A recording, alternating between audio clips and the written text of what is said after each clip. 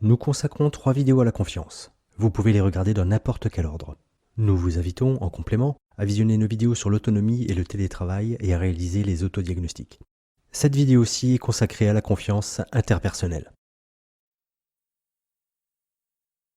Définissons d'abord l'objet de notre propos. La confiance interpersonnelle est celle qui peut naître entre deux individus. Plus précisément dans le cadre de la relation de travail, nous visons la confiance entre collaborateurs ou entre un salarié et son supérieur hiérarchique direct. La confiance est un état psychologique dans lequel nous acceptons notre vulnérabilité.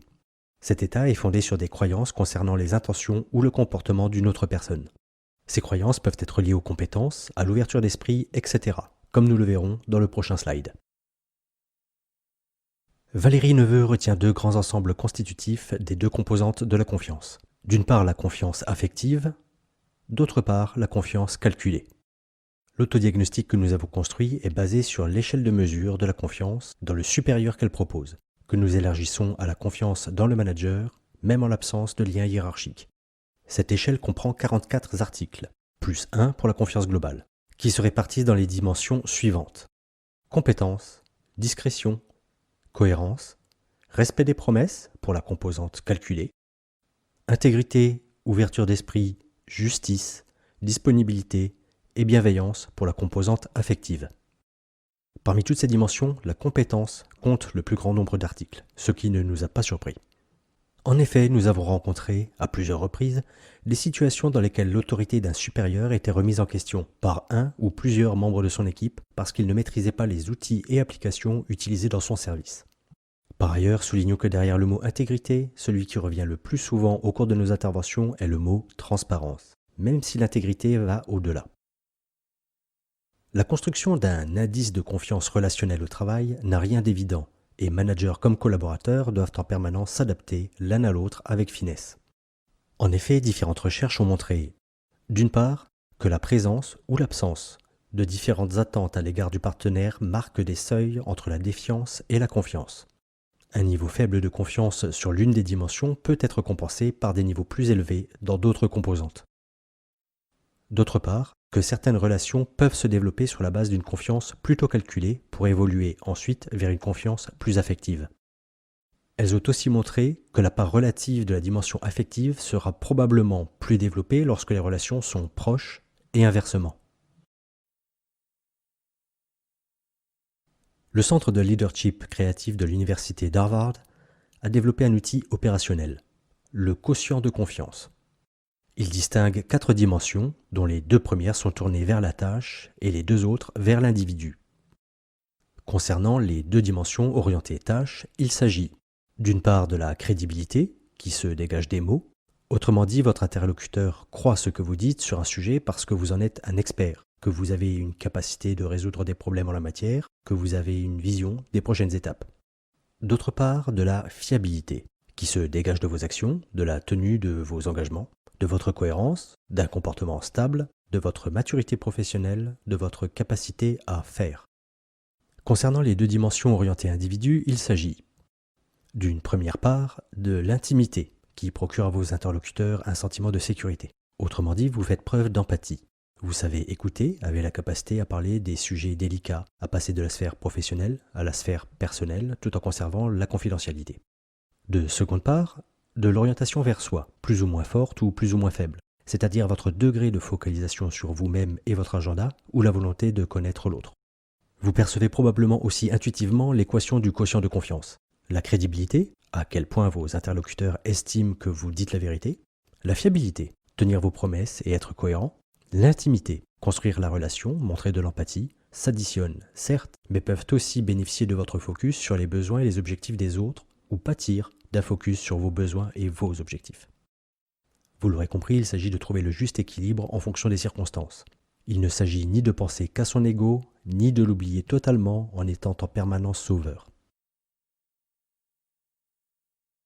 Voyons maintenant comment améliorer la confiance orientée tâche, notamment à distance. Nous tirons notre premier conseil à la fois d'une expérience vécue dans l'un de nos premiers postes en entreprise, à l'initiative de notre future assistante, et de la pratique de communiqué de presse de nomination. Il s'agit de communiquer à l'équipe sur les apports de votre expérience professionnelle au travail à réaliser. Cela lui permettra d'identifier vos compétences sur lesquelles elle peut s'appuyer. Pour mettre en œuvre le premier de ces conseils, nous attachons une importance particulière à la mise en place de l'accueil des nouveaux salariés et à la présentation des équipes projets chez nos clients. En effet, c'est pour le supérieur une excellente occasion de présenter son expérience et donc de permettre à son équipe d'identifier ses compétences sur lesquelles elle pourra s'appuyer. Cela facilite aussi la possibilité pour le supérieur de revenir préciser cette expérience ultérieurement au moment opportun. Ces moments informels permettent aussi de renforcer la confiance orientée vers l'individu. Nous tirons le deuxième conseil de l'habitude prise par un consultant externe lorsque nous étions chef de projet pour une migration informatique. Il adoptait systématiquement la démarche suivante. 1. Accuser réception d'une demande. 2. Signifier qu'ils vont étudier et revenir vers la personne avant. 3. Telle date. Bien entendu, nous leur suggérons fortement, une fois qu'ils ont pris l'engagement en fixant eux-mêmes le délai, à le respecter pour préserver votre crédibilité. Aujourd'hui, pour inviter les managers à être réactifs, nous les incitons à faire de même. Cela leur paraît en général contraignant au début, mais ils s'habituent assez vite à cette démarche et nous font le plus souvent rapidement un retour positif. Cette réactivité combine votre capacité à faire et votre disponibilité, donc votre orientation à l'autre qui sont primordiales en management à distance et en situation de crise. Bien sûr, cela ne signifie pas en permanence répondre instantanément. Un troisième conseil opérationnel que nous trouvons dans la littérature managériale pour améliorer la confiance orientée tâches est de prendre l'initiative de finaliser les tâches le plus rapidement possible, tout en tenant l'équipe informée de l'état d'avancement bien entendu. Dans la pratique, ce conseil est à manier avec précaution, car il est à double tranchant. Certes, cela vous place en personne compétente pour réaliser la tâche, mais cela pourrait aussi inciter certains collaborateurs à compter un peu trop sur vous pour finaliser les tâches et les freiner dans leur propre prise d'initiative. Pour ce qui est des conseils opérationnels pour améliorer la confiance interpersonnelle, le premier est d'échanger de manière informelle. Autrement dit, soyez imaginatif pour créer des occasions de communication qui sortent du cadre formel. Concrètement, pour ce qui est des échanges informels, nous suggérons à nos clients d'appliquer au distanciel les mêmes bonnes pratiques qu'en présentiel. Ne pas délaisser les bonjours, découvrir les anti-ça va, commencer une réunion par ce qui préoccupe chacun ou par un brise-glace. Le second conseil est opérationnel pour améliorer la confiance interpersonnelle et de laisser votre personnalité s'exprimer.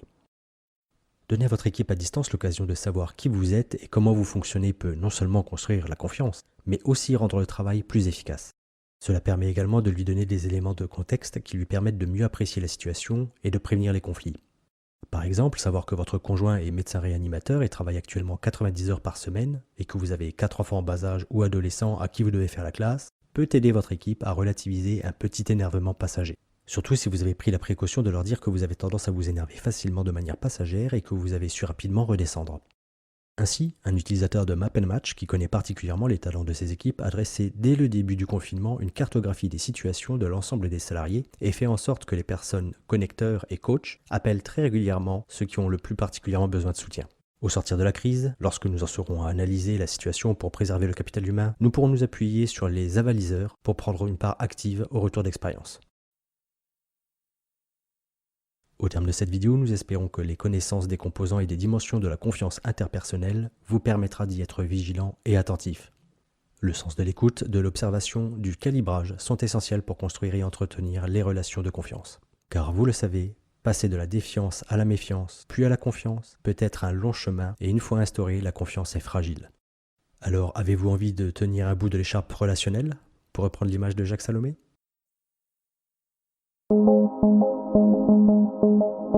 Thank you.